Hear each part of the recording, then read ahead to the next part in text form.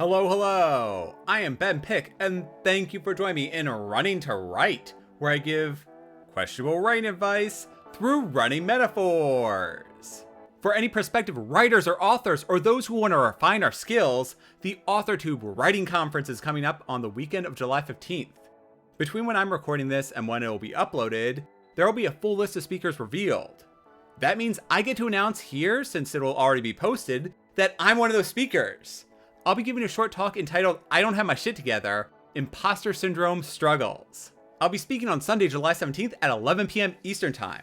So if you're like me and regularly battle myself over doubts about whether I'm good enough, come see what I have to say on the subject. Spoiler alert, we are good enough, and I hope to see you there. As for tonight's episode, I decided to write this topic after my bookshelf reveal video. In looking at the books behind me, I realized that a lot of my favorites involve time travel. When done well, this can be a mechanism to foreshadow every minute detail, transforming readers into expert detectives who pick apart our stories. When done badly, this can feel like everything is predestined and the journey the characters go on is meaningless. Thus, the reading experience becomes a waste of time. These are my 7 tips to write an epic time travel story, as opposed to one that's better left in the time of the dinosaurs. Number 1, make decisions matter. During my bookshelf reveal, I mentioned how Timeline was one of my favorite Michael Crichton novels. It's also one of my favorite time travel stories for a variety of reasons, the least of which being that at a high level, we know what's going to happen. At the beginning of the story, a team of archaeologists describe a significant battle in which a secret passage likely led to the downfall of an army with a significant defensive advantage. Once the time travel story starts unfolding, the macro details of the battle remain largely unchanged. However, the characters were able to use their future knowledge to nudge the past ever so slightly to make the story worth reading. And that's how to write an incredible time travel story, even when the details were already written in stone. Number 2, the time travel vehicle or device matters. Where Timeline in the book was one of my favorites, the movie was a travesty. The less said about it, the better.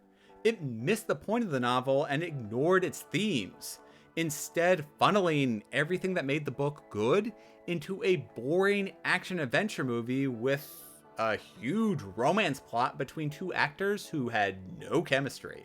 One major discrepancy between the book and the movie is that the book gave intention to the date and location that was being traveled to in the past. On the other hand, in the movie, the scientists accidentally opened up a wormhole to a random point in history, and then they recruited archaeologists who happened to be studying the castle that was nearby where the wormhole opened. This made the time travel mechanic of the story largely an accident in which the archaeologists happened to arrive shortly before the pivotal battle they were researching. I'm okay with time travel in a story and sciencing the science, but when that many coincidences line up, it detracts me from the story and makes me think less of it. If the characters can go to any time or place, there should be a reason why they end up at a specific point, even if it isn't known to the characters at that time. Doctor Who does a wonderful job with this, where the TARDIS, the mechanism that they travel through time and space, is sentient and sends the Doctor into harm's way on an episodic basis. Sure, the Doctor and their companions arrive everywhere by chance or because the Doctor is bad at driving the TARDIS, but there is intent behind their adventures. Often, when they arrive at the start of an episode, they'll open up the doors and say something like, well, this isn't the beach I was trying to get us to, but let's look around and see what's going on. Number 3, rules. Like magic, the rules of time travel should be explicitly defined and upheld, even if the characters don't know these rules or fully understand them. These rules should also make sense. For example, something like a time storm in which changes in the past ripple out inconsistently, where a person might be suddenly replaced with having a fish head, are dramatically somewhat interesting, but functionally nonsense. If something happened to a time traveler in the past, then it would have already happened. So when they return to the present and go home and go to sleep, there shouldn't be a shift in time around them after a given unspecified, inconsistent amount of time has passed. The biggest thing I'll say about time travel rules is that they need to remain consistent. There are plenty of time travel stories which selectively apply whatever their self-contained rules are so that the plot can continue, and then ignore them whenever it doesn't affect the plot. Failing to fully think about the what or why of time travel, or applying it inconsistently, makes these stories unravel. Number 4, time travel abuse. Depending on the genre, time travel abuse can be an easy way to inject comedy into a situation, or can make me absolutely hate the characters. Time travel can and should lead to all kinds of questionable life decisions, such as gambling on already known events like sports or stocks. I want to see the characters having fun. Nothing is more enjoyable to me in a time travel story than a character who abuses their abilities to go out of their way and create the perfect day of sloth. They arrive right when their Starbucks order is ready, they weave through their morning commute in dangerous ways, and have mastered procrastination down to a science. Just be sure not to pull a Groundhog Day where a character abused their time travel to deceive someone into having relations. Number 5, inevitable. I don't like stories where characters know what's going to happen to them. There was a critically acclaimed space opera which I never enjoyed for a variety of reasons, but the primary one being that the character knew their future. One of the characters kept getting into trouble, and every time they did, they thought, I know in the future I'm going to be this galactic hero, which has already happened because I've already seen the future, so I know I'll get out of this somehow. I just need to figure out how I did it. Basically, due to time traveling shenanigans, all sense of drama about the character surviving were removed. When the tension is automatically diffused for every trial, I was left with only the high word count.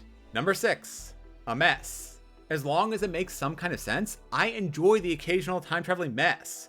Primer is a go-to example for this, where it starts off simple, but by the end, there is a crisscrossing diagram of each of the characters' journeys, which time traveling device they're using, and how they are stabbing each other in the back. The various characters' paths soon look like something a conspiracy theorist would have created, with crisscrossing lines that spiral in ever more complexity. This leads to me rewatching the movie or rereading the book. I thrive on understanding the chaos, so long as there's order beneath the mess. And lastly, number 7, why? Be careful with time travel. Once introduced, we can't undo it and becomes the obvious Deus Ex Machina solution to all the problems. In Bill and Ted, they used time travel to obtain a key they didn't have and set up a trap to defeat the villain. As this was a comedy and only used twice, it didn't overstay its welcome. Also, one of the early scenes was the future selves warning their past selves about a mistake they'd already made. In a more serious novel, once introduced, time travel should be the answer to solve every problem. In the early part of the Harry Potter series, I understand why the characters couldn't use time travel, as they might mistake it for the work of an evil wizard or that they've gone crazy. That makes sense. However, once they learned about time travel, they should have absolutely used it to their advantage. Yes, that will create paradoxes, but if I were Harry, I would have weekly meetings with multiple versions of myself where we would discuss every single major and minor event in between those various times. That is especially true once Lord Voldemort becomes a legitimate threat. That could save hundreds, if not thousands of lives. In my upcoming debut novel, Falling Through, time travel exists, though it is highly unreliable and requires traveling through a medium known as the Void. This isn't a physical space, and the characters go through it a handful of times throughout the first novel. As they do, they never wind up exactly when or where they intend to because the Void is a bit nebulous. The Void is also inhabited by a monster, making traveling through it even more life-threatening. In fact, the Void is fundamental to the overall plot of the series, though that's only hinted at in the first book. My point is that even though I included time travel as a mechanic, I already added in failsafes to prevent its abuse. Those are my 7 tips for writing time travel. If any of you are evil geniuses and actually managed to achieve it, I wish you the best in your endeavors where past meets present meets future.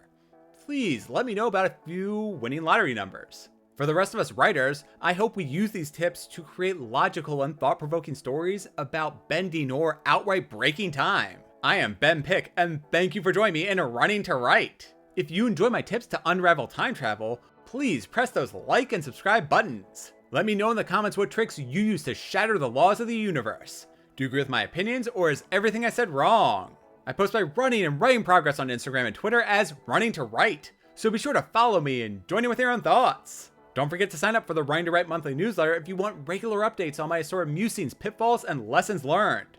I'll also include relevant milestones in running and writing. See you next time. Until then, have fun writing one of my favorite storytelling devices, time travel.